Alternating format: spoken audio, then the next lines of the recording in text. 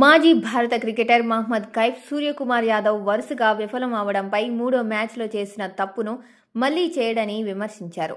సూర్యకుమార్ ఫామ్పై నిరంతరం ప్రశ్నలు ఎదురవుతున్న నేపథ్యంలో కైఫ్ తన యూట్యూబ్ ఛానల్లో మాట్లాడారు. కేవలం 118 పరుగుల చిన్న లక్ష్యాన్ని ఛేదించేటప్పుడు కెప్టెన్ తన సాధారణ స్థానంలో బ్యాటింగ్ చేసి నాటౌట్గా నిలబడి మ్యాచ్ను ముగించి ఉండాలని కైఫ్ అభిప్రాయపడ్డారు. కైఫ్ మాట్లాడుతూ ఈ రోజు సూర్యకుమార్ యాదవ్కు నెంబర్ 3 స్థానంలో బ్యాటింగ్ చేయడానికి అవకాశం లభించింది.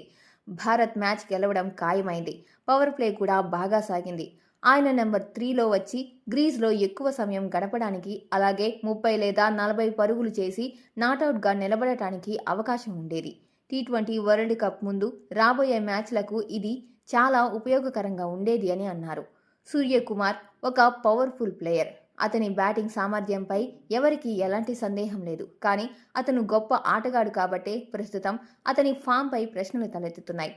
అతనికి బ్యాటింగ్ చేసి నాటౌట్గా ఉండి వరల్డ్ కప్కు ముందు మిగిలిన టీ20 మ్యాచ్ల కోసం సిద్ధమవడానికి మంచి అవకాశం దొరికింది.